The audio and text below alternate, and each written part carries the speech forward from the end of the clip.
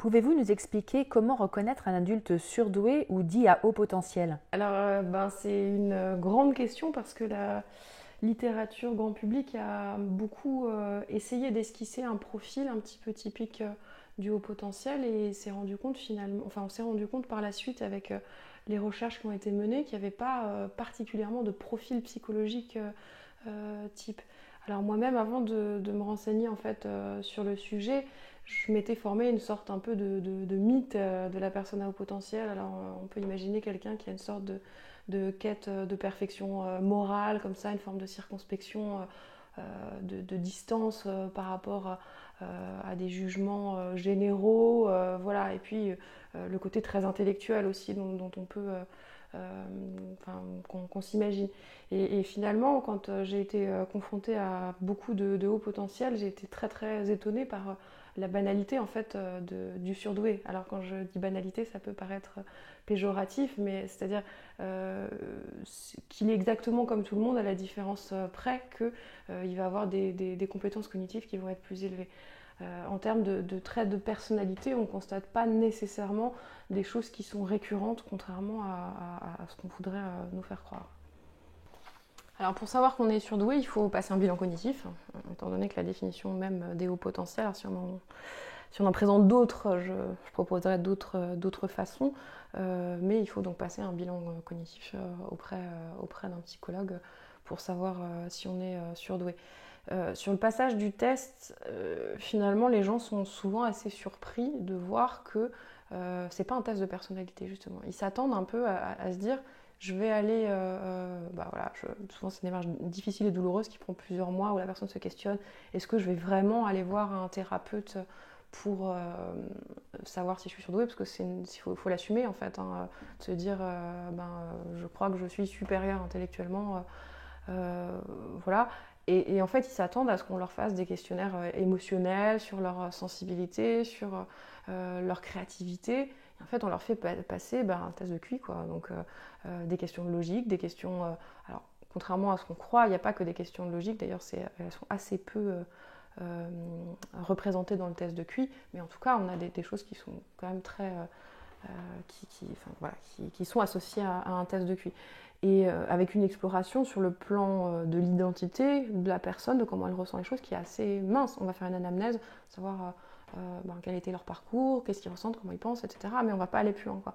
Donc ils sont très très surpris et finalement, ça montre un peu encore une fois cette dérive. Sur le résultat du test en lui-même, j'ai une seule fois seulement vu quelqu'un qui était déçu de son test.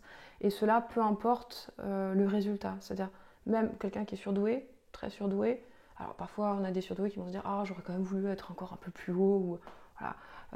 Mais pas au point de ne pas endormir la nuit le soir même, hein. Ou même des personnes dans la moyenne qui vont se dire ah je voudrais être quand même un petit peu plus haut.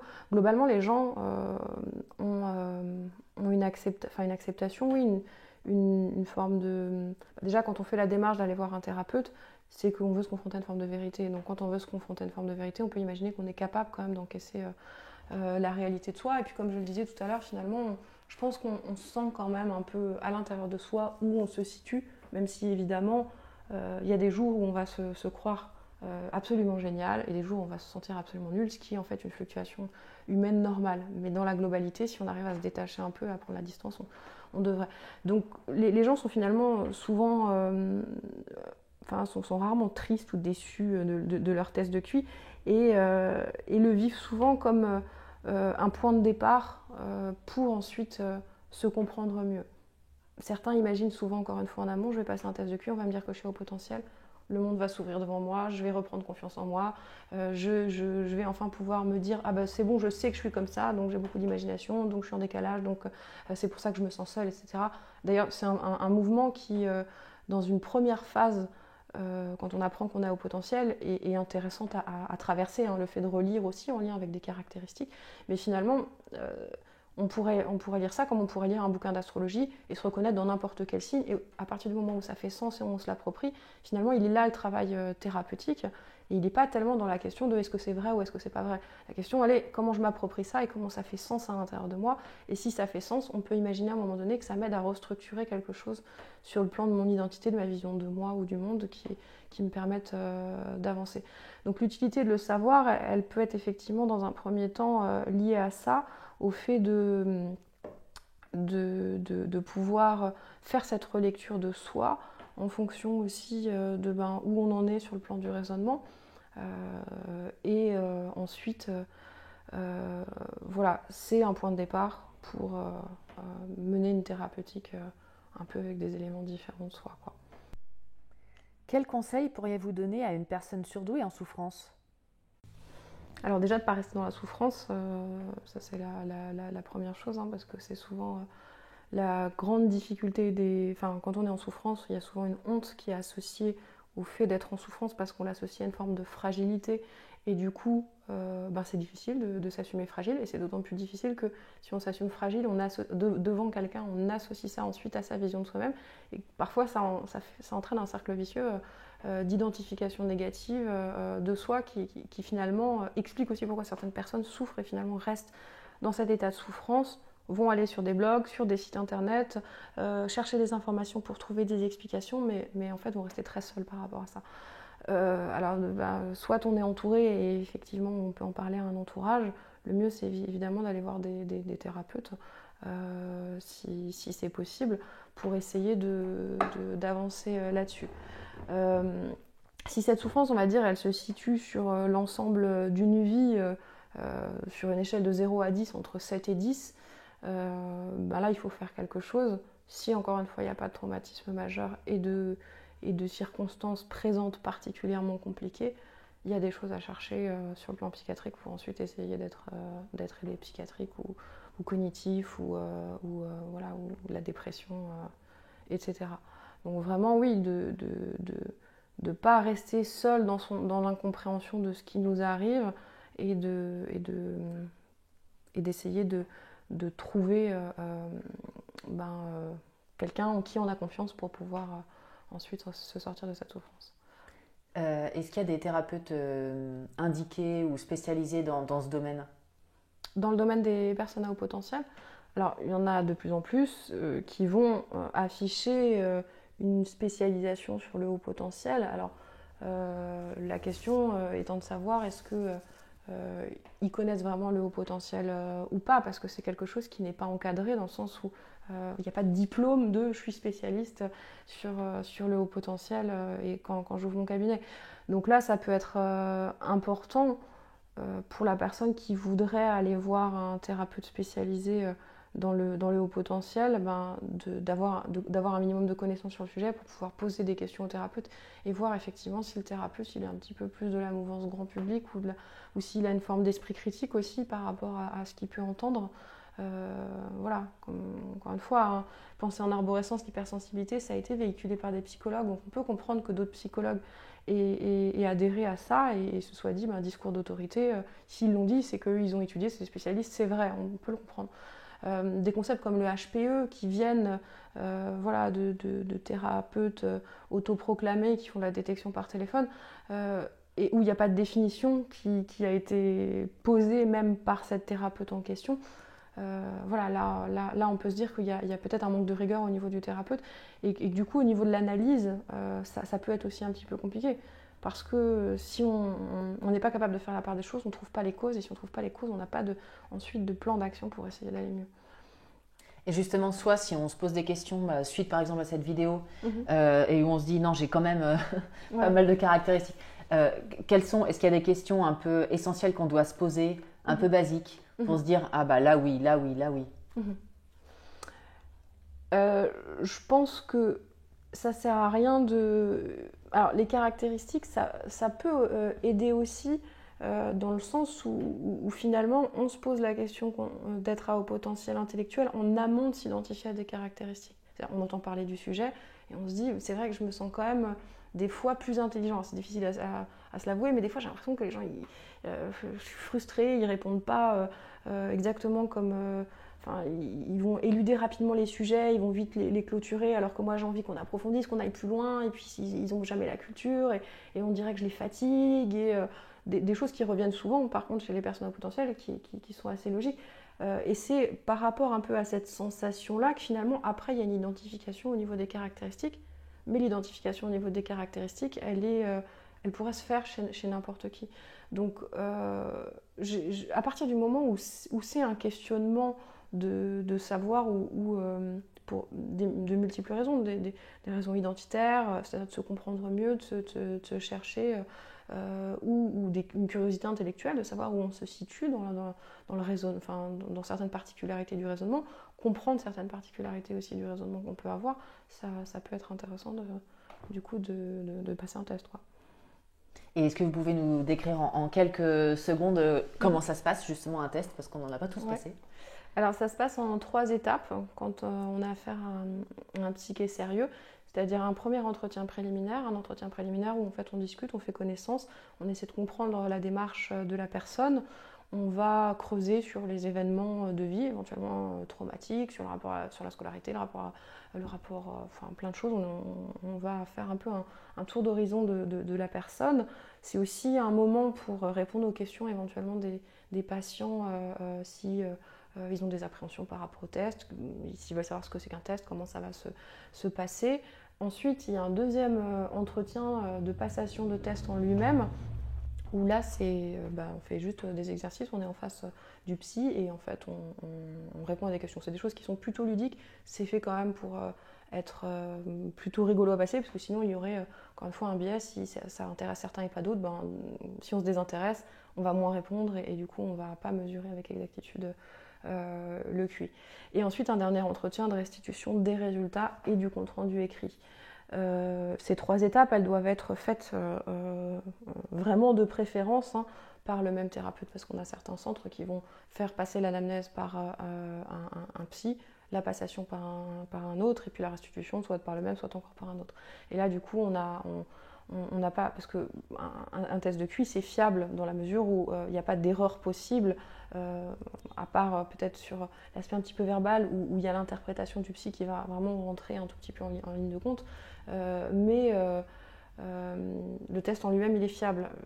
Ce qui n'est pas fiable, par contre, c'est la personne en face. Enfin, quand je dis elle n'est pas fiable, c'est-à-dire que si elle a bien dormi, mal dormi, si elle panique, si elle panique pas, elle ne va pas vraiment donner exactement les mêmes réponses.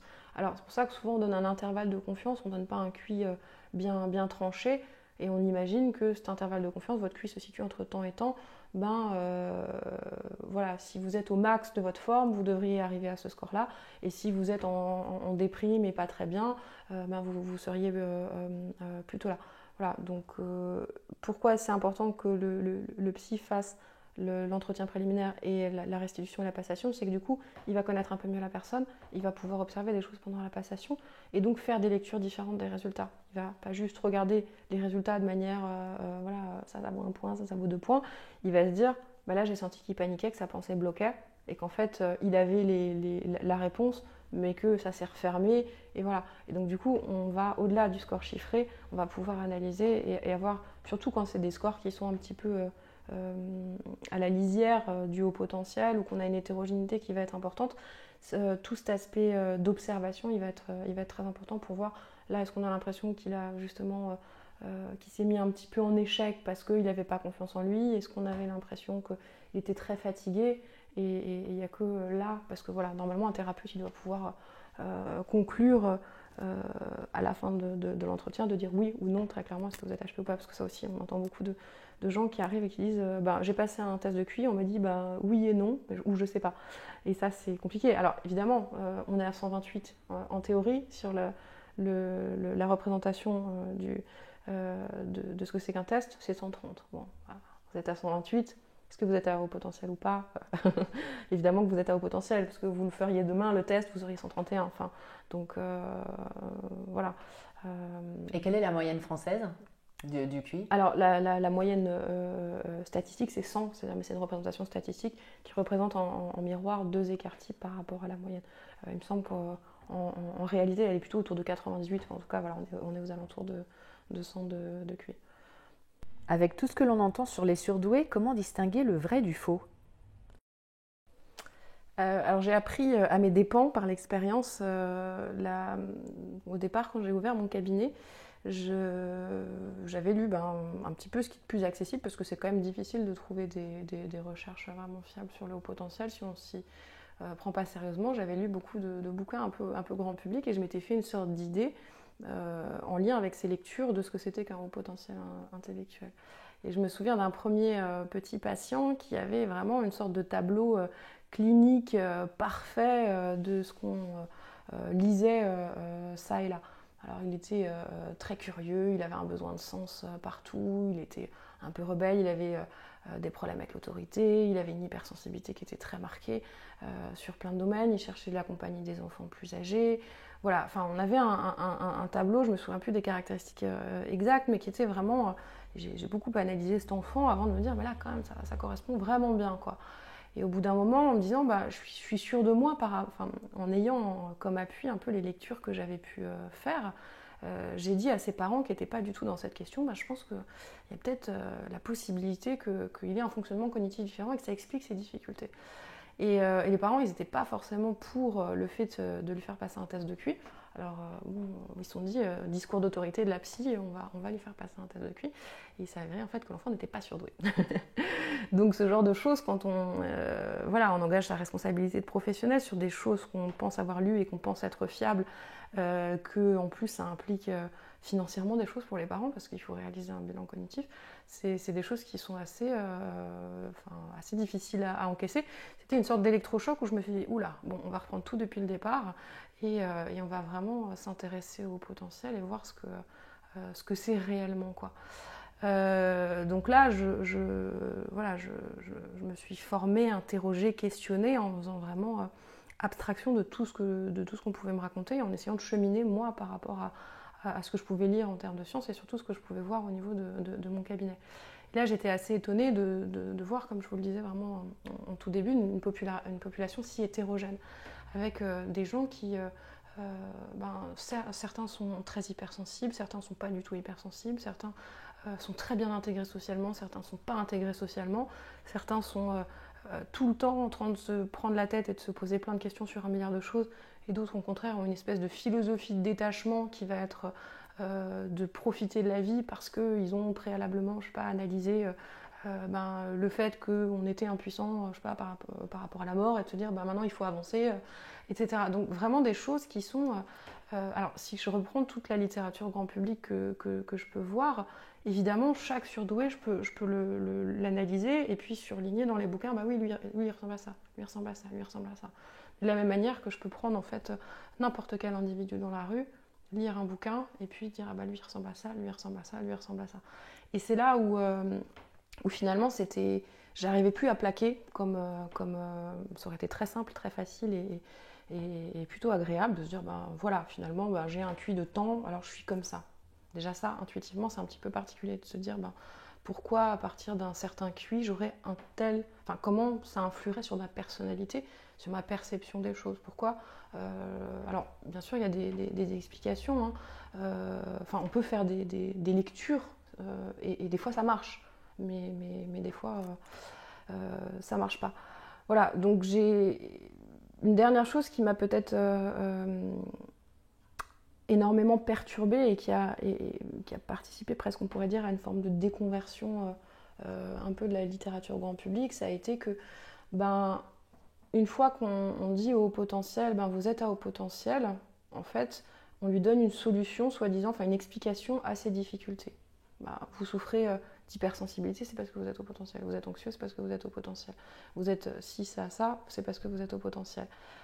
Et là, c'est problématique parce que du coup, qu'est-ce qu'on fait ? C'est-à-dire, je vous aide pas, en fait. Vous êtes comme ça, voilà, merci, au revoir. Alors, on peut apprendre bien sûr à gérer l'hypersensibilité, etc. Mais on n'a pas de piste plus que ça une fois qu'on a dit que les personnes étaient à haut potentiel, quoi. Alors, quelles sont les fausses idées que l'on transmet sur les surdoués, justement ? La question, ce serait quelles sont les vraies idées qu'on transmet sur les surdoués ? Des fausses idées, il y en a à l'appel. Celles qui reviennent le plus souvent, cette notion d'hypersensibilité. Déjà, ça veut dire quoi être hypersensible ? C'est-à-dire que, à partir du moment où on n'est pas un sociopathe, on est tous sensibles, on est des êtres humains doués de sensibilité.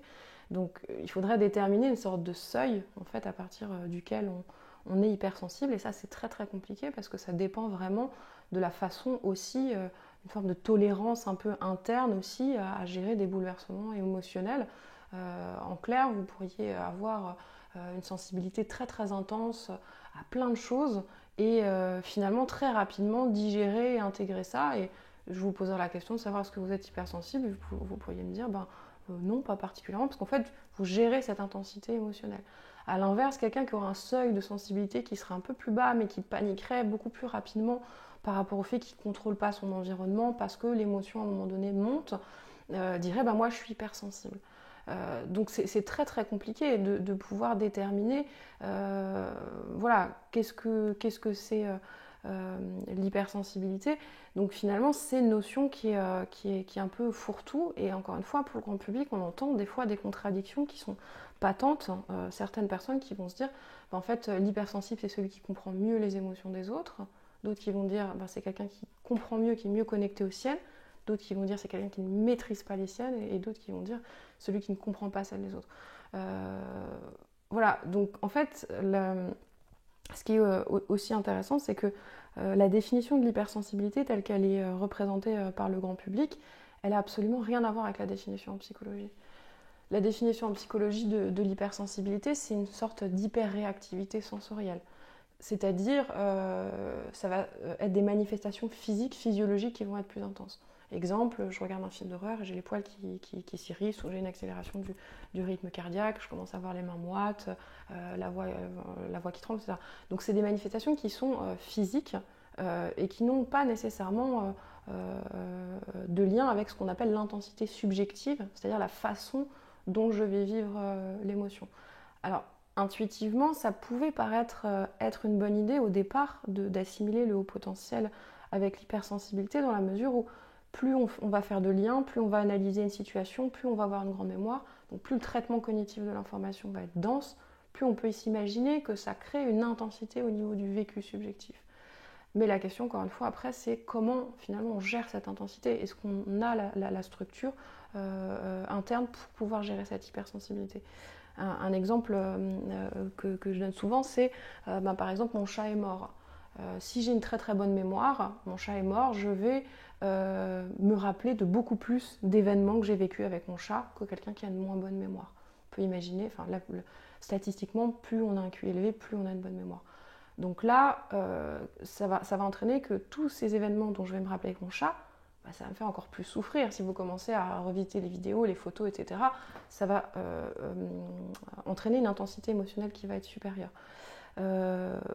Voilà, peut-être que cette bonne mémoire, elle va faire aussi que j'aurai des souvenirs peut-être un peu plus aiguisés, des sensations, de son pelage, de remémoration de sa voix, et c'est des choses qui vont éventuellement intensifier le vécu subjectif de sa mort.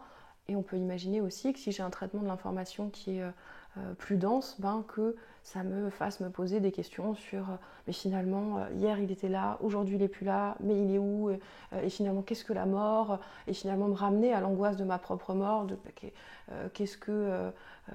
comment ça se fait que là je me bats dans la vie et puis que je construis des choses, d'un coup ça s'arrête, enfin voilà. Et donc peut-être que ce traitement plus dense de l'information peut entraîner éventuellement, intuitivement en tout cas ça paraît assez logique, une intensité subjective supérieure. Néanmoins, par rapport à la définition de l'hyperréactivité telle qu'elle est énoncée en psychologie, on n'a pas remarqué qu'au niveau physiologique, il y avait des manifestations qui étaient supérieures. Au niveau subjectif, peut-être, et encore, ça dépend encore des gens. Ce que je disais tout à l'heure sur certains surdoués qui, au contraire, vont avoir une sorte de détachement par rapport à des questions un peu anxiogènes parce qu'ils ont bien compris que finalement ils étaient impuissants parce qu'ils sont logiques et rationnels. Des fois, ils ne sont pas tout le temps comme on pourrait le croire dans l'émotionnel et dans la subjectivité. Et où finalement, la mort, ils l'accueillent de manière extrêmement sage en se disant voilà, je suis conditionnée à savoir qu'un chat vit moins longtemps que moi, qu'à un moment donné je vais perdre mon chat.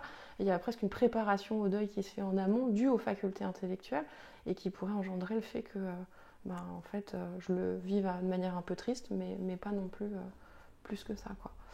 Voilà, donc on peut peut-être mettre le questionnaire sur l'hypersensibilité pour voir un petit peu comment est appréhendée cette question de l'hypersensibilité en psychologie et voir un petit peu la différence entre ce qu'on peut se faire comme idée au niveau du grand public. Le grand public, si on résume, alors c'est un résumé bien sûr caricatural, mais ça va être pour lui tomber amoureux au moindre regard. Je croise quelqu'un dans un supermarché et puis je tombe amoureux. Ça va être les difficultés à se remettre d'une rupture parce qu'il va y avoir quelque chose de très passionné qui va se mettre en œuvre et c'est penser trop tout le temps. Ça, c'est l'hypersensibilité aussi telle que le grand public l'imagine. Et qui n'a effectivement rien à voir avec cette notion d'hyperréactivité, quoi. C'est très intéressant d'ailleurs parce que en fait, l'hypersensibilité, elle est utilisée en critère diagnostic, par exemple dans l'autisme. Donc l'hyperréactivité sensorielle. De nombreux autistes vont être très très réactifs au niveau de la lumière, ils vont être plus sensibles au niveau de la lumière, au niveau de certains sons, au niveau de certaines textures, ce qui est la définition de l'hypersensibilité, alors qu'a priori l'autiste, on s'imagine qu'il a une forme de froideur émotionnelle, encore une fois dans la caricature, qu'il a une forme de froideur émotionnelle, de distance et un côté imperturbable, quoi. Donc c'est un critère, l'hypersensibilité de l'autisme. Par contre, c'est pas un critère dû au potentiel comme on voudrait nous le faire croire. Je pense à un autre exemple, celle de penser en arborescence. Alors ça, c'est un concept dont on entend parler partout et finalement, quand on pose la question aux gens de savoir c'est quoi la pensée en arborescence, ils ne savent pas du tout ce que c'est. Alors ils ont cette idée tous un peu de l'arbre. On imagine soit un arbre avec des branches qui se démultiplient, une idée qui se démultiplie en plein d'autres idées, en plein d'autres idées, en plein d'autres idées, etc. Et là, en fait, on se rend compte que la pensée en arborescence, déjà, c'est pas un concept qui existe non plus dans la littérature scientifique. C'est quelque chose dont les contours théoriques n'ont pas été définis de manière claire ou même qu'on n'a pas du tout défini. Et surtout, en fait, c'est la pensée tout à fait normale, la pensée en arborescence. Je vais donner un exemple. Alors, je sais pas si je vais dans mon supermarché. On va rester sur l'exemple du chat. Je vais acheter de la pâtée pour mon chat. Et puis là, je sens au niveau, la boulangerie qui est dans le supermarché va émaner une odeur de bon pain. Et alors là, ça me fait penser. Donc, je suis en train de me dire, il faut que j'aille acheter la pâtée de mon chat. Et puis, je sens cette odeur, je pense à ma grand-mère, au pain de ma grand-mère qu'elle faisait. Et puis là, du coup, je me rappelle que ma grand-mère, la dernière fois que je l'ai vue, elle était malade. Et puis, de cette idée de maladie, je me dis, finalement, moi, j'ai un petit peu de fièvre, est-ce que je serais pas malade aussi? Et puis là, ça me fait penser que la semaine prochaine, je travaille. Voilà. Enfin, je vais faire un enchaînement d'idées. Je pars d'une idée générale de où se trouve la pâtée, et puis ça va s'embrancher. Et finalement, du point A au point B, il n'y a absolument aucun lien. C'est-à-dire entre est-ce que moi, je suis malade ou où est-ce que je vais trouver la pâtée de mon chat. En fait, il n'y a pas de lien. C'est en fait comme ça que résonne n'importe quel individu.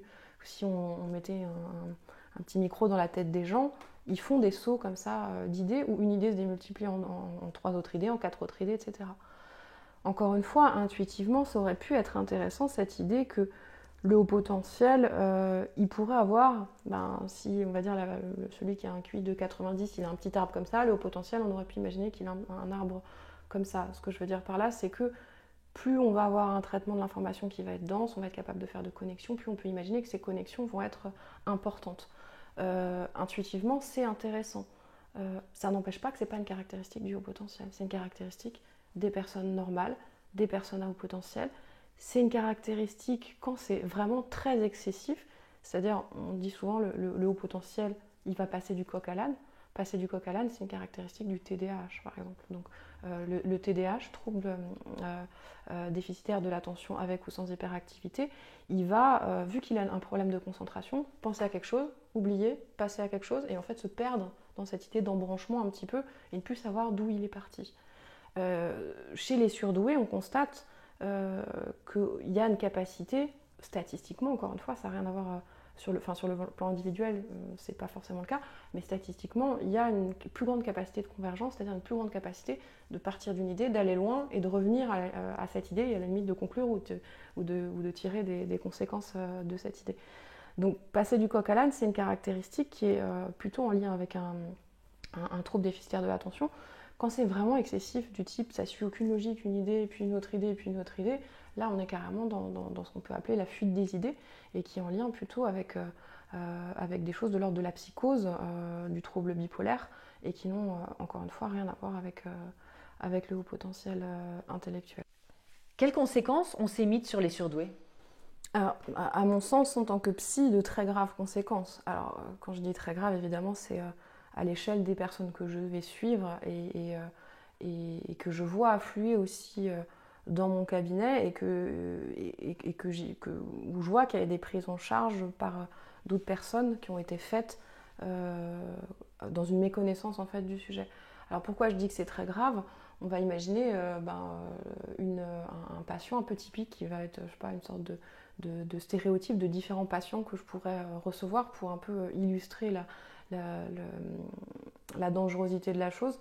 Je sais pas, on peut imaginer Janine, 27 ans, employée de bureau.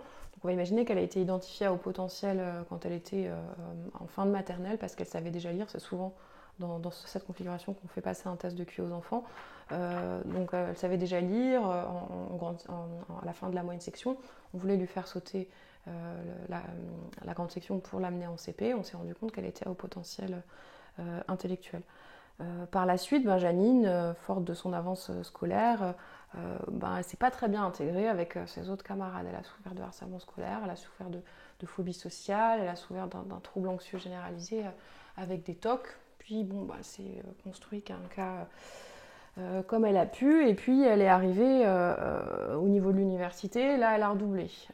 Et puis finalement, son anxiété ne s'est jamais véritablement calmée, voire accentuée. Elle a vécu différentes hospitalisations, et on la retrouve, on va l'imaginer, à 35-40 ans. Et puis Janine, elle a passé toute sa vie comme ça. C'est-à-dire elle a passé toute sa vie dans un état d'anxiété important, où finalement elle n'a pas pu se réaliser pleinement, ni sur le plan social, ni sur le plan amoureux, avec comme si elle ne savait pas ce qui se passait.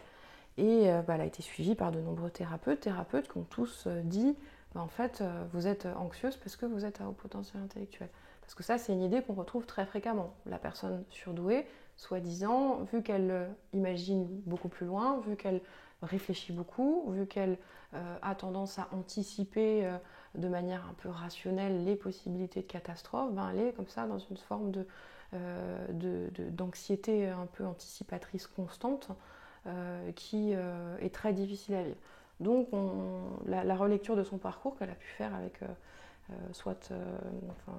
des psys, ça a été, voilà, je suis anxieuse parce que je suis à haut potentiel. J'ai des difficultés d'intégration parce que je suis à haut potentiel. C'est-à-dire, finalement, les surdoués, ils sont en décalage, chose qu'on entend partout. Et vu qu'ils sont en décalage, en fait, avec les autres, ils ne peuvent pas se comprendre, ils ne peuvent pas s'entendre. Et du coup, il y a un décalage. On peut imaginer, elle a des TOC parce que, en fait, elle est très perfectionniste. Et parce que le surdoué, on entend qu'il est perfectionniste. Et donc, elle a développé des TOC. Et l'échec scolaire, pareil, l'échec scolaire, le redoublement à l'université, il se justifie par le fait que les surdoués, ça aussi on l'entend, ont des difficultés avec la méthodologie, ce qui est faux, et donc ils vont redoubler. Et Janine, on ne lui apporte pas de solution, c'est-à-dire qu'on la laisse comme ça, on fait des constats, et alors, on lui donne des anxiolytiques, des antidépresseurs, et finalement on la laisse comme ça. Alors que si on se recule un tout petit peu de la situation et qu'on se dit, finalement le haut potentiel tel que c'est analysé dans la littérature scientifique, c'est pas censé faire ça. Alors pourquoi en fait?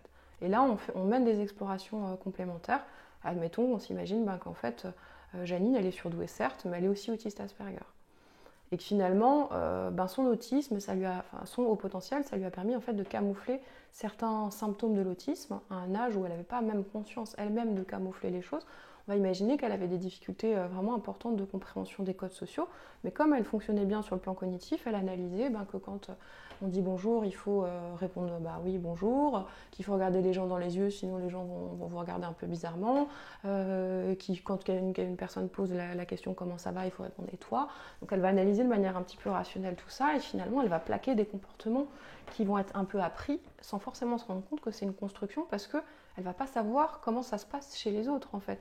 Elle ne va pas forcément prendre conscience aussi, parce que c'est souvent un âge très jeune que ça va commencer à se mettre en place, de cette particularité comme ça, un peu de la création, de la construction de son personnage un peu social. Alors, à quoi ça servirait de finalement dire à Janine qu'elle est autiste Asperger aussi? C'est que finalement, en fait, le but, c'est pas de la mettre dans une case et lui donner une étiquette. Le but, c'est de pouvoir faire en sorte qu'elle puisse comprendre son fonctionnement et du coup, qu'elle puisse régler cette problématique de l'anxiété. Alors, on va imaginer, si elle est effectivement autiste Asperger, elle va souffrir d'hyperréactivité sensorielle, par exemple, aux lieux bondés, aux lumières, au bruit, etc. Elle a passé sa vie en fait à encaisser toutes ces sensations très très fortes, ce qui a fragilisé son organisme. Son organisme étant en permanence agressé et fragile, en fait, ça a décompensé sur le plan anxieux. Et on va avoir un tableau où on a des crises d'angoisse qui ne vont pas forcément se passer dans les lieux bondés, qui ne vont pas forcément se passer dans les lieux où il y a beaucoup de lumière, qui vont se passer même seules chez elle et dont on ne va pas pouvoir identifier la cause en fait. C'est souvent, assez fréquemment le cas. On essaie de trouver un sens aux crises d'angoisse par exemple et on va se dire là j'ai fait une crise d'angoisse avant d'un entretien d'embauche, ça veut dire que c'est mauvais signe, il ne faut pas que j'y aille. Pas nécessairement, ça peut vouloir dire que c'est tellement important pour moi que du coup je me suis mise la pression et que du coup j'ai fait une crise d'angoisse. Et on va imaginer que pour Janine, la chose elle serait en fait assez simple. Elle travaille dans un open space, on la met simplement dans un bureau où elle est un petit peu moins sollicitée par l'extérieur. Elle ne se force pas elle-même à aller discuter à la machine à café tous les jours avec les gens. Parce que finalement, ça se trouve, Janine, elle ne se pose même plus la question de savoir si elle en a envie ou pas. Il y a une pression sociale qui fait que pour s'intégrer dans une entreprise, il faut être souriant, il faut aller vers les autres, il faut être sympathique, il faut... Donc finalement, on ne se pose plus la question de pourquoi on fait les choses, on les fait. Et en fait, Janine, elle se rendra compte, peut-être, si on lui dit vous êtes autiste, en fait c'est fou parce que je me rends compte que eux, ils ont l'air de trouver ça cool, mais moi, ça ne m'intéresse pas du tout. Moi, je suis là en train de les regarder et puis je me dis, oh là là, quand est-ce que je vais pouvoir rentrer chez moi pour être tranquille sous ma couette, sans perturbation extérieure. Voilà, donc ça donne toujours des clés en fait pour comprendre et éventuellement, dans le cas de cette personne imaginée, on pourrait très rapidement faire baisser le seuil d'anxiété en appréhendant les particularités de son fonctionnement. Alors après, j'ai des cas qui sont peut-être encore plus parlants, et alors c'est plus parlant dans la mesure où finalement il y a beaucoup de cas comme ça actuellement, des parents qui lisent des choses sur internet. J'ai souvent de plus en plus fréquemment des enfants, enfin des parents qui emmènent des enfants au cabinet, profil un peu de nouveau imaginé typique. On va dire Mathéo qui a 9 ans et puis la maîtresse soupçonne un haut potentiel intellectuel, en parle aux parents et puis les parents viennent consulter. Et pourquoi la maîtresse soupçonne qu'il y a un haut potentiel intellectuel? Alors déjà parce que Mathéo il est très agité en classe, il ne tient pas en place, il est tout le temps en train de se secouer, en train de s'agiter et tout, et puis la maîtresse elle se dit c'est bizarre, en fait il s'ennuie cet enfant, pourquoi il n'est pas les yeux écarquillés en train d'écouter ce que je raconte, c'est que ça l'intéresse pas quoi. Et puis on va imaginer qu'il est très, très impulsif, il va lever la main très rapidement, il va répondre tout le temps, il va avoir besoin d'être tout le temps en train d'être actif. Donc là pareil, la maîtresse elle va se dire probablement vu qu'il percute très vite, il est très vif, très rapide, il bouge beaucoup, il doit s'ennuyer, il doit avoir un besoin comme ça d'intensité de nourriture intellectuelle. Donc ça va être un premier indice qui va lui faire penser à ça. Voilà, après les parents vont rapporter lors des entretiens avec la maîtresse qu'il a du mal à s'endormir le soir, qu'il pense à plein de trucs. Et puis là, ça fait tilt aux parents, à la maîtresse. On entend que souvent les enfants au potentiel, ils pensent tellement tout le temps qu'en fait ils ont des difficultés d'endormissement parce qu'ils n'arrivent pas à poser, à canaliser, à mettre le bouton off et qu'ils vont penser à plein de choses. On va imaginer qu'en plus, Mathéo, il a des problèmes de graphisme. Ça aussi, ça a été retrouvé dans de nombreux aspects de la littérature grand public. La pensée irait soi-disant trop vite par rapport à l'habilité graphomotrice et créerait une tension dans l'écriture qui ferait qu'il y aurait des problèmes au niveau du graphisme. Donc on a un tableau comme ça, général d'un enfant qui en fait est en difficulté, parce qu'on n'a pas dans ce profil un enfant qui s'intègre bien, qui réussit très bien, ce qui aussi ce qui est aussi des raisons pour lesquelles on peut envisager un bilan. Voilà, donc on va imaginer que Mathéo il va passer un test de QI et puis que là il tombe soit sur un psychologue qui lui aussi a lu de la littérature grand public et on va dire il a un QI je sais pas, homogène à 123 ou hétérogène à 123 d'ailleurs, peu importe. Et puis là, elle va se dire ouais c'est bizarre parce que effectivement la maîtresse est d'accord, la mère est d'accord et moi par rapport à ce que j'ai lu, je suis d'accord aussi, ça ressemble beaucoup au profil psychologique. Donc du coup, la psy, elle peut même conclure, finalement, oui, il est à haut potentiel intellectuel, même si on a un score de 123. Et puis on va imaginer en fait, que oui, c'est vrai qu'il était un peu agité. Si c'était un peu mieux concentré, en fait, il aurait eu 130. C'est juste que là, il est pas bien parce que justement, il n'est pas du tout assez stimulé. Et les conséquences que ça peut avoir pour Mathéo, c'est que finalement, on va encore une fois trouver une explication à ces difficultés. On va dire Mathéo, il est à haut potentiel intellectuel, il a cette particularité. Et on va pas l'aider. C'est-à-dire, une fois qu'on a dit ça, on va essayer de s'adapter un petit peu et en fait, Mathéo, il va rater sa scolarité et il va se retrouver ensuite à l'université, il va rater toutes ses études à l'université parce qu'en fait, Mathéo, il n'est pas surdoué, mais il a un TDAH. C'est-à-dire, tous les critères que, par exemple, que je viens d'énoncer là, c'est des critères du trouble déficitaire de l'attention avec ou sans hyperactivité. Des choses qu'on peut calquer exactement mot pour mot sur le haut potentiel intellectuel tel que ça va être décrit. Le fait de bouger partout, d'avoir besoin de répondre comme ça très très rapidement, tout ça c'est des choses qui sont dues au fait à une difficulté à canaliser à un moment donné son énergie. Le fait que ses idées vont partir dans tous les sens, on va dire il a plein d'imagination, il est surdoué, en fait c'est en lien avec une difficulté d'attention. Si j'ai une difficulté d'attention, encore une fois, je vais partir d'une idée, et puis je vais partir très très très loin, alors je vais forcément avoir plein d'imagination, mais pour le coup, ça n'aura pas forcément grand chose à voir avec le haut potentiel. On peut imaginer qu'à l'inverse, si on n'avait pas eu tous ces biais et toutes ces fausses informations, en fait, Mathéo, on aurait cherché un petit peu ce qu'il avait, on aurait trouvé qu'il avait un trouble déficitaire de l'attention massif, et là, on aurait pu faire quelque chose pour l'aider à se concentrer, en fait. Et si on l'aide à se concentrer, alors que dans des cas vraiment extrêmes, on a de la médication, parfois c'est même assez révolutionnaire dans des cas, encore une fois, extrêmes, où on a des enfants qui sont en échec scolaire et puis qui finalement réintègrent une scolarité, récupèrent une bonne estime d'eux-mêmes parce que justement, quand on est tout le temps agité, en fait, on brusque les autres et les autres nous renvoient une image négative de nous-mêmes et du coup on se construit une image négative de nous-mêmes. Donc voilà, parfois on a des parcours comme ça un peu renversés, ne serait-ce qu'avec une médication, même si bien sûr c'est pas nécessairement indiqué, ou en faisant de la remédiation cognitive, ou en faisant des tas de choses, en tout cas en prenant conscience du trouble, en adaptant la scolarité au niveau du trouble et en accompagnant Mathéo. On aurait pu imaginer que cet enfant, je sais pas, qui rêvait d'être pilote de ligne, en fait il avait tout à fait les capacités si on lui avait permis de pouvoir appréhender ces difficultés. Comment fait-on pour savoir si nos difficultés sont liées au fait d'être surdoué ou à autre chose ? Alors, la bonne nouvelle, c'est que en fait, être à haut potentiel intellectuel ou être surdoué, c'est plutôt un cadeau. C'est-à-dire que toutes les études dont on dispose ramènent à plusieurs idées. C'est qu'ils sont souvent moins enclins à la maladie mentale, ils sont souvent moins anxieux, ils ont une meilleure intégration professionnelle, une meilleure intégration au niveau social.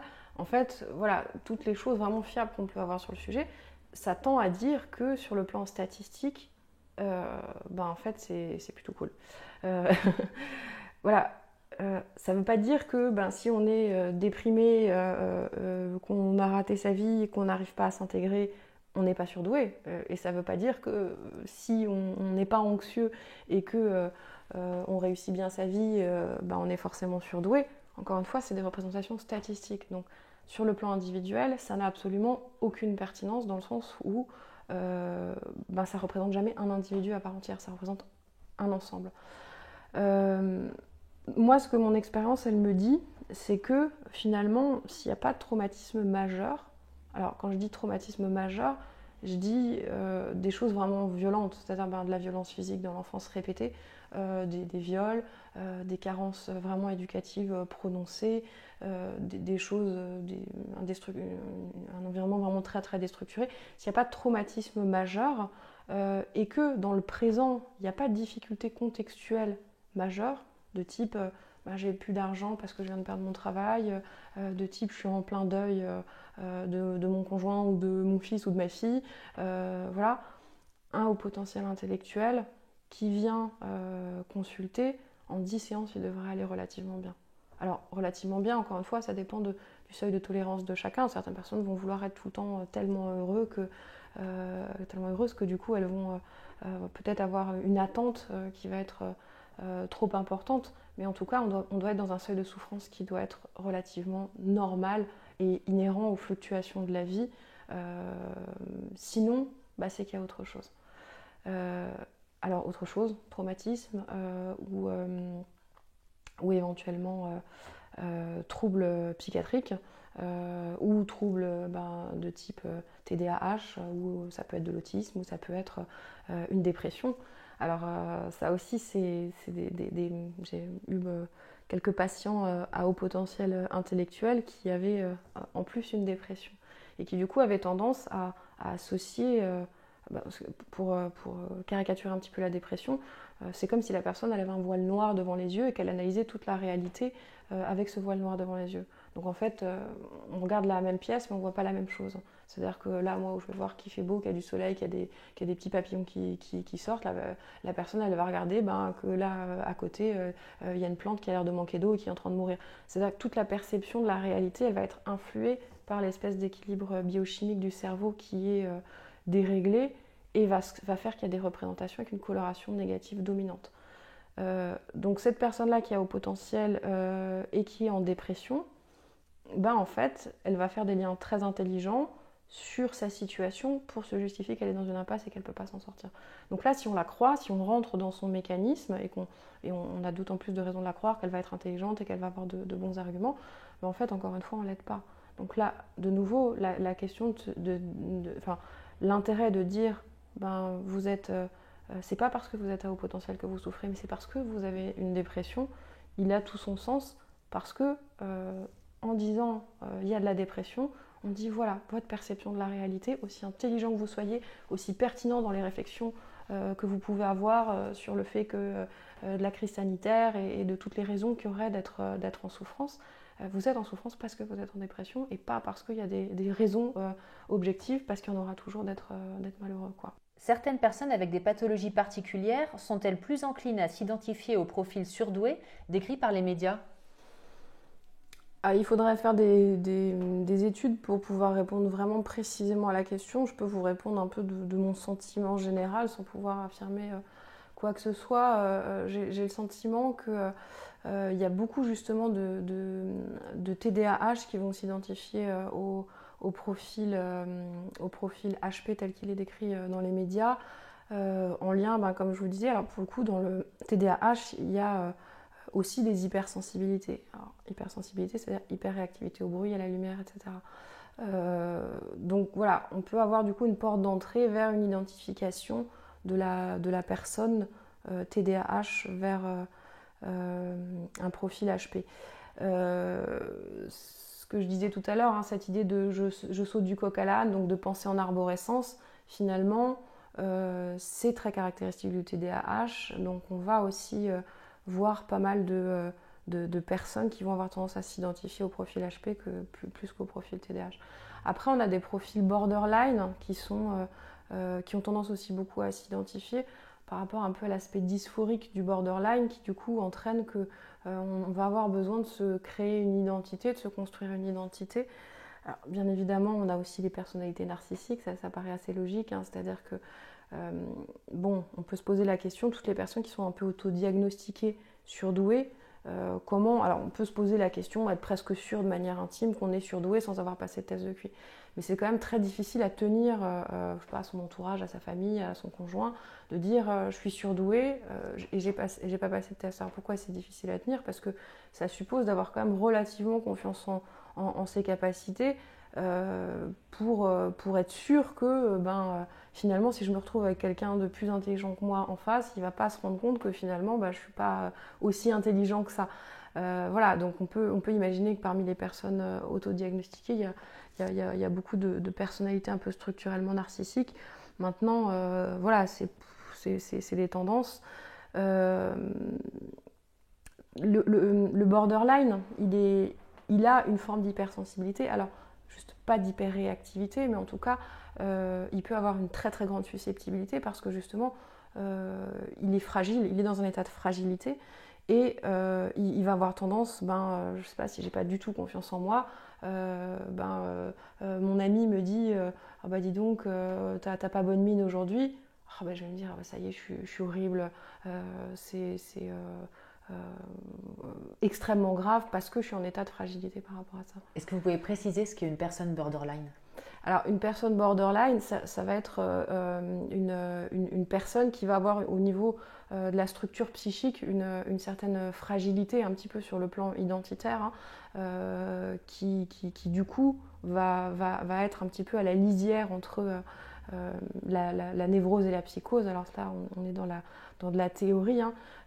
On va dire que voilà, c'est une fragilité, s'il faut le caricaturer un petit peu, ça va être une fragilité un petit peu sur le plan identitaire. Donc ça peut donner une impulsivité aussi au niveau des réactions émotionnelles et des choses qui sont très très difficiles en fait à canaliser sur le plan interne et qui vont faire penser un peu Alors ça ne veut pas dire que si une personne soupçonne d'être à haut potentiel, elle est borderline ou TDAH, hein, ça ne veut pas du tout dire ça. Ça veut dire que grosso modo, c'est des choses qu'on peut plaquer quand même. On transcrirait un peu le profil surdoué là-dessus et on aurait quasiment quand même des échos qui seraient assez identiques. Voilà, ce qui me semble peut-être important de préciser, c'est qu'en fait l'hypersensibilité, c'est pas un diagnostic. Alors, le haut potentiel déjà, c'est pas un diagnostic, hein, c'est l'observation on peut dire, on est dépisté au potentiel intellectuel parce que c'est l'observation de nos fonctions cognitives.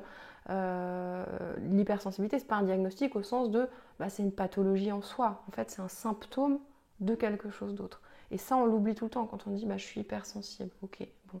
À partir de là, on n'a rien dit. C'est-à-dire, pourquoi? Qu'est-ce qui se passe? Est-ce que tu as une hypersensibilité parce que justement il y a un autisme? Est-ce qu'il y a une hypersensibilité parce qu'il y a une dépression? Dans la dépression, on est aussi très très fragile.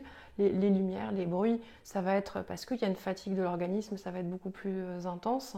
Et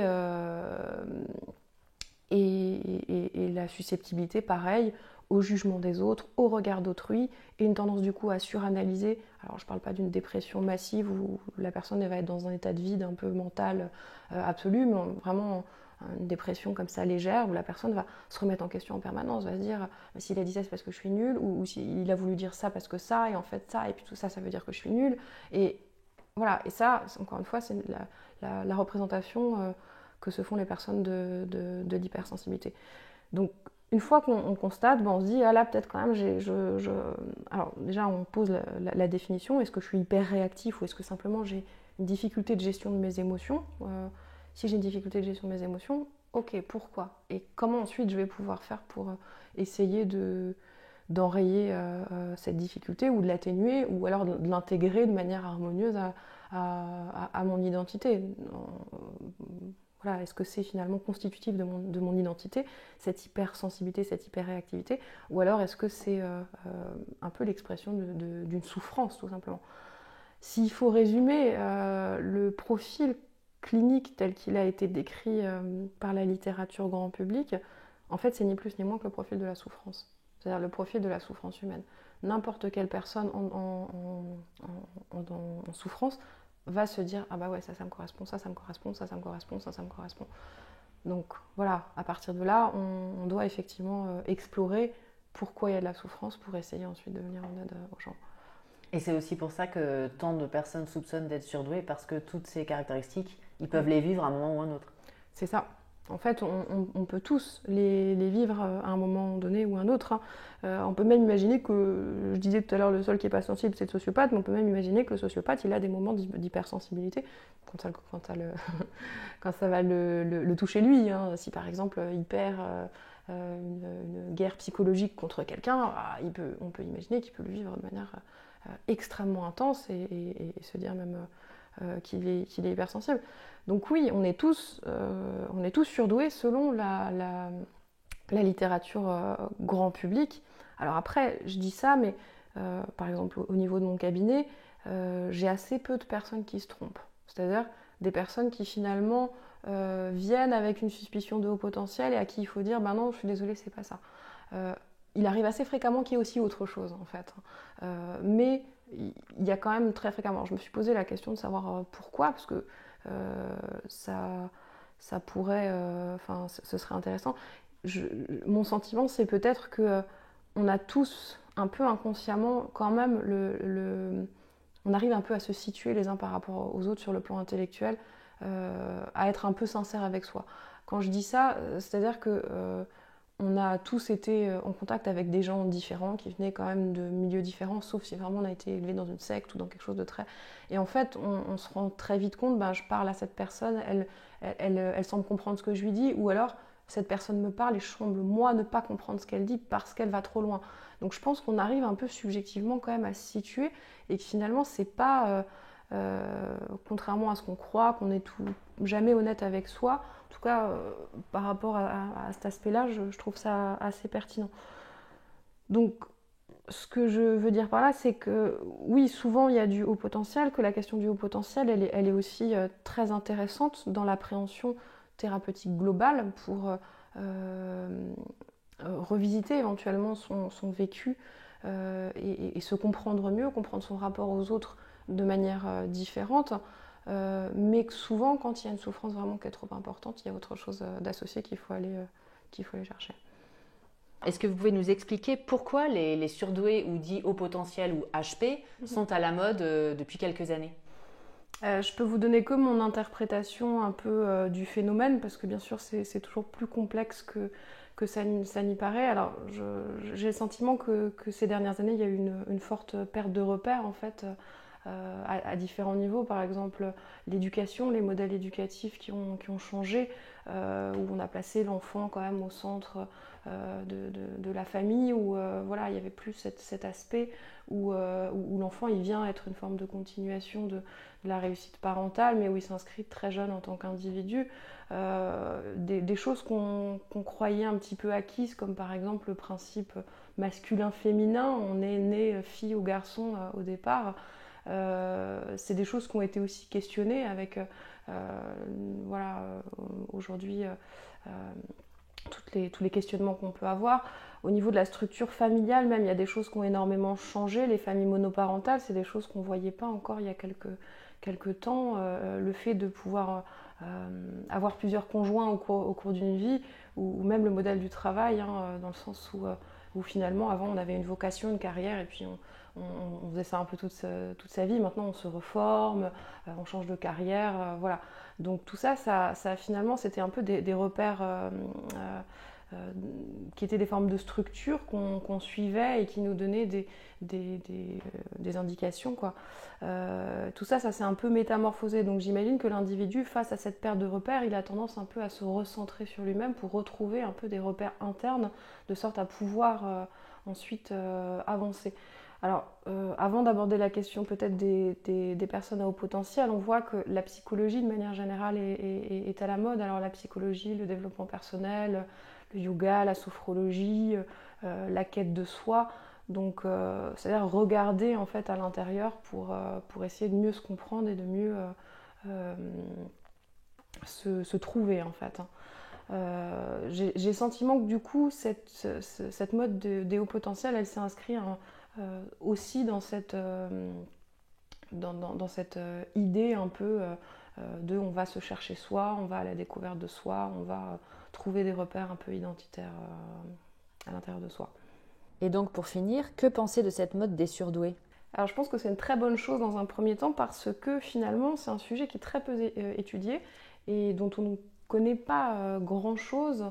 Voilà, donc ça a permis vraiment de rendre le sujet plus accessible et de faire en sorte qu'il y ait des gens que ça intéresse et donc qu'il y ait éventuellement ensuite des chercheurs qui puissent prendre le relais pour analyser ce que c'était vraiment qu'un haut potentiel. En fait, au départ, on ne savait pas très bien ce que c'était qu'un surdoué, dans le sens où le surdoué, en fait, il a été créé avec les tests de QI. Qu'est-ce que ça veut dire ? Ça veut dire que finalement, on a parlé de haut potentiel intellectuel à partir de 2 écarts types au-dessus de la moyenne sur un test de QI qui a été standardisé. Voilà. Donc, ça veut dire aussi, à contrario, que en fait, si vous passez par exemple un test de QI dans un autre pays, en fait, vous pouvez ne pas être surdoué parce que ça va être un étalonnage qui est différent. Donc ça pose déjà la question de savoir est-ce qu'il y a structurellement un surdoué ou est-ce que finalement le surdoué, c'est pas une construction a posteriori qu'on a mis en place par rapport à ces tests. En fait, cette médiatisation, elle a permis de faire en sorte qu'on s'intéresse au sujet dans la mesure où avant le talent on s'intéresse pas beaucoup au talent, on s'intéresse à la difficulté, ce qui est en fait assez logique, hein. Alors au talent ou aux facilités, aux personnes qui sont en situation de réussite, et on va s'intéresser plus effectivement à des gens qui sont en difficulté. Voilà. Le premier problème que ça a posé, c'est que finalement, vu qu'on ne connaissait rien sur le sujet et que c'est devenu très rapidement viral au niveau médiatique, en fait, on s'est empressé souvent les psychologues cliniciens sont un peu empressés à répondre à un besoin du public d'information. Et donc, qu'est-ce qu'ils ont fait? Vu que c'était les seuls qui voyaient des surdoués au quotidien, parce que de fait, alors on peut en croiser dans la rue, mais eux-mêmes ne savent pas qu'ils sont surdoués s'ils n'ont pas passé de test, donc on ne sait pas exactement ce que c'est. Donc les psychologues cliniciens voyaient des surdoués dans la mesure où ils faisaient passer des tests de QI. Et alors, par rapport à la population qui venait chez eux, ils ont dressé un profil un peu psychologique du surdoué typique qu'ils pouvaient rencontrer. Donc ça, c'est ce qu'on appelle un biais de recrutement, c'est-à-dire que finalement, qu'est-ce qui fait qu'à un moment donné, on va faire un test de QI?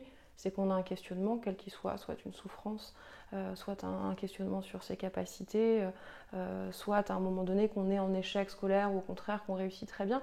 Mais tout ça, ça constitue des biais qui font que finalement, c'est pas très neutre le passage du test. Est-ce que vous pouvez préciser ce qu'est un biais? Alors un biais, c'est que finalement, on ne va pas prendre en compte la population générale. L'idéal, ce serait de pouvoir avoir un échantillon, je sais pas, même de 5000 personnes, de leur faire passer à ces 5000 personnes un test de QI, de ensuite extraire simplement les surdoués pour pouvoir analyser vraiment ce que c'est que le surdoué. À partir du moment où une personne va chez un thérapeute, il y a déjà une démarche qui est biaisée, c'est-à-dire on va chez un thérapeute pour une raison particulière. Donc voilà, du coup les psychologues cliniciens se sont empressés de répondre à cette demande du public en écrivant des livres, mais où finalement en fait on ne connaissait pas grand-chose du haut potentiel, il n'y avait pas tellement de contrepoids scientifique ou de contrepoids d'études à grande échelle, il y avait juste effectivement ces observations au niveau du cabinet. Voilà, donc ça c'est un des premiers problèmes qui a été posé par rapport à ça. Ensuite, on a du coup entendu des choses très fausses sur le sujet, précisément parce qu'il y avait ce biais. Alors on a entendu plein de caractéristiques qui germaient dans différents ouvrages et des caractéristiques qui finalement, selon les ouvrages qu'on lisait, étaient un petit peu différentes, ce qui est assez curieux. C'est-à-dire que quand moi je recevais des personnes au cabinet, je leur posais tout le temps la question de savoir finalement quels ouvrages vous avez lus, et j'arrivais en fonction des ouvrages à me faire un peu une idée de la représentation qui pouvait se faire du haut potentiel. Alors j'ai noté des petites caractéristiques qui reviennent assez fréquemment, hein. On parle d'hypersensibilité du surdoué, on parle d'hyperaffectivité, on parle de quête de vérité, de sens de l'humour, alors comme quoi ils auraient un sens de l'humour plus développé, parfois un humour noir. Alors la rapidité, ça aussi c'est des choses qui ont été avancées dans différents ouvrages. Alors l'échec scolaire, alors ça on y reviendra aussi parce que c'est assez dramatique finalement d'impliquer de bonnes capacités cognitives dans le fait qu'on puisse être en échec scolaire. Le besoin de sens pour agir, l'absolutisme, la curiosité, l'intolérance à la frustration, le perfectionnisme, la susceptibilité, l'esprit critique, alors la dysynchronie aussi, hein, l'agitation, toute forme d'excès, la fulgurance de la pensée, le sens esthétique, le sens de la justice, une absence de sens de l'effort, ça aussi c'est des choses qui reviennent assez souvent dans les caractéristiques. La fameuse pensée en arborescence, la difficulté à se faire des amis, l'imagination, les problèmes de méthodologie, le grand jugement, l'inhibition, le sentiment de décalage, une avidité de connaissance, un défaut d'implicite commun. Alors ça aussi on verra un peu après quelles conséquences très négatives ça a pu avoir. Et puis des problèmes avec l'autorité, la difficulté d'intégration, les rencontres plus fréquentes avec les pervers narcissiques aussi, la procrastination, le besoin de liberté, d'indépendance, l'empathie, la pensée divergence, la lucidité, etc. On va dire ça, c'est un peu toutes les caractéristiques qu'on voit le plus souvent et qui reviennent finalement. Donc ça donne une sorte d'imbroglio entre des caractéristiques psychologiques et caractérielles, c'est-à-dire je suis généreux ou je suis méchant, je suis gentil, je suis pas gentil, et en même temps des notions un peu plus pointues de psychologie dont on verra d'ailleurs qu'elles ne sont pas forcément toujours transmises correctement par les médias, quoi. Donc voilà, il y a eu ce phénomène de médiatisation qui a permis de populariser le sujet et aussi de faire en sorte qu'on entende un petit peu tout et n'importe quoi. Et après, parallèlement, il y a eu cet aspect un peu d'infotainment où finalement il faut créer du drame pour que le sujet il puisse intéresser le grand public, hein. Donc aujourd'hui, on n'a plus de lapidation publique, du coup, il faut qu'il y ait des choses qui soient un peu violentes, un peu brutales. Donc on peut se poser la question de savoir dans quelle mesure finalement les journalistes n'ont pas fait un peu de sensationnel pour faire en sorte que le grand public s'y intéresse. Donc ce que ça a donné comme conséquence, c'est qu'on a parlé du surdoué comme étant un individu en souffrance, comme étant un individu qui n'a pas particulièrement de chance dans sa vie parce que dans toutes ces caractéristiques qu'on décrit, il y a des choses qui sont soi-disant très difficiles à vivre au quotidien et qui vont empêcher un plein épanouissement. Alors, je dis ça comme ça, même si finalement cette question de est-ce que c'est bien ou pas bien d'être à haut potentiel, dans le sens de est-ce que ça rend heureux ou pas, ça a été très débattu, mais toujours avec une tonalité en fond qui est plutôt négatif. Après, probablement qu'on peut aussi imaginer que le sujet en lui-même, il touche un peu à la susceptibilité des gens. C'est-à-dire que dès qu'on parle d'intelligence, on sait que c'est un peu inscrit dans l'ADN des gens. Déjà tout petit, les premières insultes qu'on constate dans les cours de maternelle, c'est t'es gros, t'es moche et t'es con. Et du coup, l'intelligence, c'est vécu de manière extrêmement douloureuse. Enfin, en tout cas, quand on nous dit qu'on est bête, c'est vécu de manière extrêmement douloureuse. Et je pense qu'on pourrait analyser, se dire que tout le monde a un petit peu un complexe ou un questionnement autour de cette question de l'intelligence, qui d'ailleurs est assez mal circonscrite. C'est-à-dire, on ne sait pas, à part avec des tests de QI qui objectivent certaines choses, vraiment ce que c'est, quoi. Donc cet aspect-là, je pense que ça a beaucoup touché la susceptibilité des gens et qu'il fallait rendre le sujet du coup plus digeste. Et pour le rendre plus digeste, probablement que dire finalement ces gens-là, certes ils sont surdoués, mais en même temps ils souffrent, ils ont des difficultés, ils vont pas bien, ça a permis de populariser le sujet. À côté de ça, on constate aussi qu'il y a une sorte un peu d'injonction paradoxale dans les mentalités, alors précisément en France, je ne sais pas comment ça se passe tellement dans les autres pays, mais où finalement il faut, aujourd'hui on dit il faut se faire confiance, il faut s'écouter soi-même, il faut se faire du bien, il faut être positif, et finalement en même temps il ne faut pas être narcissique, c'est-à-dire en même temps il faut être capable d'avoir une forme de générosité. Donc la lisière elle est très fragile. Et alors, comment on aurait pu prendre au sérieux des personnes qui s'intéressent au sujet du haut potentiel en se posant la question elle-même de l'être, si effectivement on n'avait pas par ailleurs un petit peu dramatisé cette question-là, quoi. On constate vraiment que la médiatisation elle est devenue très virale, c'est-à-dire que vous regardez sur Amazon ou là où on peut trouver un peu des statistiques des ouvrages les plus vendus et vous vous rendrez compte en fait que les ouvrages sur les hauts potentiels ils arrivent toujours dans les têtes de vente alors que ça correspond à 2,13% de la population, ce qui est très très peu. Donc alors après on peut imaginer que les parents vont s'y intéresser éventuellement d'enfants à haut potentiel. Donc ça a intéressé vraiment tout le monde. Probablement que cette idée de caractéristiques communes elle a permis aussi de faire en sorte qu'on s'identifie, hein. C'est l'effet Barnum qu'on connaît, hein, c'est-à-dire c'est une expérience de psychologie qui a été menée par Bertram Forer, où en fait il avait il a fait un petit questionnaire de personnalité à ses étudiants en leur demandant ensuite de les rendre. Il les a dépouillés et suite à ça, il a pris différents horoscopes qu'il a combinés entre eux.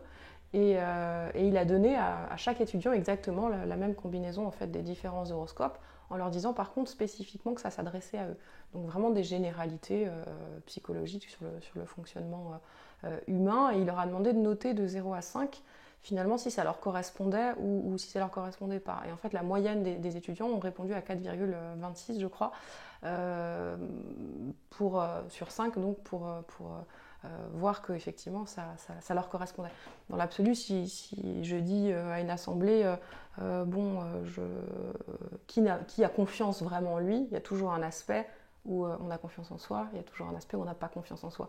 Donc c'est des généralités qui effectivement vont correspondre à un maximum de personnes.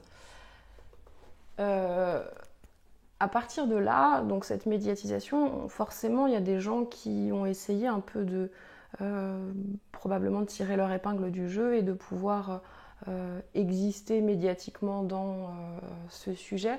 Et alors on a vu germer des concepts alternatifs à foison qui venaient un petit peu de partout. Alors on a un concept qui revient très très souvent, c'est celui de HPE. Donc on parle, ça veut dire haut potentiel émotionnel. Alors le HPE, c'est une notion qu'on retrouve un petit peu dans la littérature scientifique, mais qui n'a absolument rien à voir, qui est d'ailleurs très peu employée, et qui n'a absolument rien à voir avec la notion telle qu'elle a été popularisée en fait par une psychanalyste qui s'appelle Raymond Dazan. Donc Raymond Dazan, il faut savoir que c'est une surdouée auto-diagnostiquée, c'est-à-dire qu'au départ, elle s'est auto-attribué le fait qu'elle l'était, et elle s'est mise à détecter des personnes à haut potentiel par des consultations payantes, ou même elle faisait des consultations par téléphone, ce qui quand même laisse penser que au niveau de la rigueur de la chose, on est quand même dans quelque chose, surtout quand on pense soi-même qu'on l'est, on va avoir tendance à projeter lui il l'est parce qu'il me ressemble, ou lui il l'est pas parce qu'il me ressemble pas. Donc c'est vraiment très très compliqué, aussi brillant qu'on soit, de pouvoir véritablement explorer les particularités du raisonnement humain juste dans une conversation un peu banale au téléphone. Alors évidemment, si la personne elle est arrivée, elle a fait Polytechnique et puis elle est arrivée majeure de toutes ses promotions, évidemment que la question du haut potentiel est assez évidente. Maintenant, sur des parcours un peu plus traditionnels, c'est des choses qui, en tout cas, requièrent quand même un examen un peu détaillé. Donc, cette psychanalyste, c'est elle qui a commencé à parler de haut potentiel émotionnel.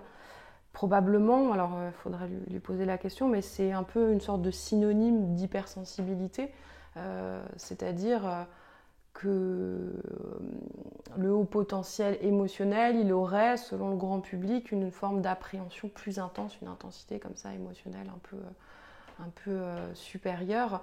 Et alors c'est très compliqué parce que cette notion, elle est devenue tellement populaire que j'ai des patients qui arrivent au cabinet et qui me disent je voudrais savoir si je suis HPE. Alors moi je leur réponds, en fait je ne sais pas ce que c'est que le haut potentiel émotionnel. Et alors là je passe pour un escroc qui ne connaît pas son métier et qui a pas du tout investi le sujet, alors qu'en fait je ne sais pas ce que c'est parce qu'il n'y a pas de définition réelle, hein. Ça a été ensuite tiré par le grand public qui en a fait un petit peu ce qu'il veut. Alors il y en a qui vont dire le haut potentiel émotionnel, donc il ressent des émotions très intenses. D'autres qui vont dire il comprend mieux les émotions des autres. D'autres qui vont dire finalement le haut potentiel émotionnel il est en difficulté avec ses émotions. Donc là on a une définition qui est presque aux antipodes de la première où en fait c'est pas du tout un potentiel, c'est plutôt une déficience d'intégration de l'émotion, de compréhension de l'émotion. Alors parfois c'est des siennes, parfois c'est celles des autres. Les choses un petit peu varient. Voilà, donc on a ça qui a beaucoup germé. Et puis tout le monde s'est mis un peu, en suivant cette idée de profil psychologique, à avoir une idée sur ce que c'était que le surdoué. Alors on peut imaginer là-dedans qu'il y avait deux catégories de personnes, qu'il y avait peut-être les personnes qui étaient déjà testées et qui sont dit moi je suis comme ça, je suis surdouée, donc du coup tous les surdoués sont comme ça. Et vous avez d'autres personnes qui probablement sont autodiagnostiquées et qui se reconnaissent dans le profil et pareil vont dire je suis comme ça et du coup le surdoué c'est ça. Et en fait on a plus su d'où venait l'information. C'est-à-dire même cette notion de HPE, j'ai certains psychologues qui vont m'envoyer des gens, m'appeler au téléphone, je vous envoie telle personne ou un tel qui semble présenter un haut potentiel émotionnel. Et là, je leur dis, mais vous basez votre raisonnement, votre observation sur quoi? Sur des questionnaires, parce que dites-moi qu'est-ce que vous voulez dire en fait par haut potentiel émotionnel, parce que de fait, il y a des définitions qui sont pas du tout convergentes, quoi. Donc tout le monde est venu un peu avec son idée sur le sujet. On n'a plus su du tout d'où venait l'information. Et alors après, bon, bien sûr, tout ce qui est groupe Facebook, c'est pas du tout représentatif de la population, étant donné que seuls certains types de personnes vont aller afficher des questionnements, etc. Mais il y a eu des dérives qui ont été quand même assez importantes, où je sais pas, on pouvait voir un exemple comme moi j'aime que les aliments ronds et je suis surdouée, est-ce que vous aussi, tous les surdoués, vous aimez les aliments ronds, quoi. Et après on avait des discussions qui finissaient par dire oui, peut-être que rond ça représente la Terre, enfin des choses qui devenaient vraiment invraisemblables et qui ont en fait sorti le sujet de sa source, quoi, où finalement au lieu de se poser la question de savoir ce que c'est qu'un haut potentiel, on a un peu fait un patchwork de tout ce qui venait de plein d'endroits différents. Il y a d'autres concepts qui ont émergé, alors par exemple le concept de zèbre qui est extrêmement populaire, au point encore une fois que certains psychiatres, psychologues ou même d'autres professionnels de santé emploient le terme de zèbre. Alors zèbre c'est un animal, c'est-à-dire c'est pas une caractéristique, ça ne dit rien sur le plan psychologique, on va le trouver dans de la littérature grand public, on ne va pas le trouver dans des recherches plus pointues. Le zèbre, il a été donc popularisé au départ par Jeanne Fachin. On peut imaginer que c'est un synonyme un peu de ce profil typique qui a été énoncé, d'hypersensible, pensée en arborescence, curiosité, besoin de sens de l'injustice, difficulté d'autorité, etc. Et après, comme si le concept lui avait un petit peu échappé, parce que zèbre, ça a parlé à plein de gens, et cette idée de profil psychologique, ça a parlé à plein de gens, il y a des gens qui se sont mis à dire, finalement, un zèbre, c'est pas un surdoué. Bon, alors là, on ne savait pas très bien du coup ce que c'était qu'un zèbre. Donc un zèbre, c'était probablement la définition du profil psychologique du surdoué, mais en même temps qui n'était pas surdoué. Après, il y a d'autres personnes qui sont venues dire, non, mais finalement, il faut être zèbre, il faut être surdoué pour être zèbre. Et puis, il y en a d'autres qui disaient, non, en fait, c'est deux notions qui n'ont absolument rien à voir. D'autres qui ont dit, non, c'est des synonymes zèbre de haut potentiel émotionnel. Voilà. Puis après, donc, on a opposé le concept de haut potentiel émotionnel à celui de haut potentiel intellectuel. Alors certains disaient c'est des équivalents, si on est à haut potentiel intellectuel, on est à haut potentiel émotionnel. D'autres disaient non, c'est totalement exclusif, vous êtes soit l'un, soit l'autre. Enfin, voilà. Tout ça, ça a encore créé beaucoup de confusion pour le grand public. Hein. Voilà. Sur fond un peu de questions aussi de qu'est-ce que c'est qu'un test de QI, est-ce qu'un test de QI c'est fiable? Question qui me paraît absolument saine, mais qui a plutôt desservi la question du haut potentiel dans la mesure où ça servait à décrédibiliser le sujet du haut potentiel et d'amener cette idée que ce serait un profil clinique. C'est-à-dire que le haut potentiel, c'est plus un QI supérieur à 130, c'est un profil caractéristique comme dans le DSM, on va voir des caractéristiques énumérées pour diagnostiquer une psychose. Là, maintenant, le haut potentiel, on va le diagnostiquer comme ça. D'ailleurs, on parle de diagnostic alors que ce n'est pas un diagnostic. Et ça, c'est quand même très problématique parce que, ce que je vous disais au préalable, c'est que le haut potentiel, il n'existe pas sans test de QI. C'est-à-dire, on peut bien sûr se poser la question, avoir une forme de réserve sur la fiabilité des tests de QI, sur qu'est-ce que mesure un test de QI, sur est-ce que le test de QI ça a une application ensuite dans la réalité, ça c'est très important. Néanmoins, on ne peut pas parler de haut potentiel si on le distingue de la mesure du test de QI, dans la mesure où ce qui a germé du concept, c'est au départ l'idée qu'il fallait être à 2 écarts types sur une gaussienne de la moyenne de la population, quoi. On a aussi les phylocognitifs qui ont apparu. Phylocognitif, le terme qui a été inventé, il me semble, par Fanny Nussbaum. Je ne sais pas si elle l'a inventé avec toute son équipe ou si elle l'a inventé seule. et qui a distingué 2 profils de surdoués au départ, qui a fait des recherches, donc les profils laminaires et les profils complexes. Alors, les profils laminaires, c'est ceux qui, quand ils passent un test de QI, ils ont des résultats qui vont être à quelques points près, relativement proches les uns des autres. Et les profils complexes, autrement dit, ceux qui, sur un test de QI, vont avoir des résultats plus hétérogènes, avec une plus grande différence entre les indices. Voilà. Et donc là, elle a créé un peu 2 profils psychologiques, alors qui pour le coup n'avaient absolument rien à voir avec la première idée qu'on s'en faisait forcément d'hypersensibilité ou de refus de l'autorité. C'était même un petit peu, un peu binaire, c'est-à-dire les complexes, ils vont être plutôt effectivement dans l'opposition vis-à-vis de l'autorité. Les laminaires, ils vont être dans une intégration, une forme de modestie, à essayer de ne pas prendre la lumière, à être en retrait. Donc là-dessus, on rajoute encore des choses pour finalement avoir une approche. Je trouve ça, toutes ces choses qui ont été avancées sont intéressantes à partir du moment où elles sont posées en termes d'hypothèses et où on peut ensuite les examiner. Le problème, c'est que vu qu'il y avait au niveau de la science pas assez d'études, pas assez de recherches, dû certainement aussi à la difficulté que c'est de pouvoir organiser une étude sur les hauts potentiels. Parce que si on se dit on va prendre, je sais pas, 150 hauts potentiels, c'est forcément des gens qui ont passé un test de QI. Et qui va passer un test de QI, encore une fois, des gens qui sont en souffrance, en questionnement, ou qui ont en tout cas des particularités qui sont assez marquées et qui vont biaiser, encore une fois, la recherche. Dans l'idéal, ce qu'il faudrait faire, c'est prendre la population, prendre 1000-2000 personnes, leur faire passer à tous un test de QI, garder les 2,13% des personnes à haut potentiel, et là, faire passer effectivement une étude à grande échelle.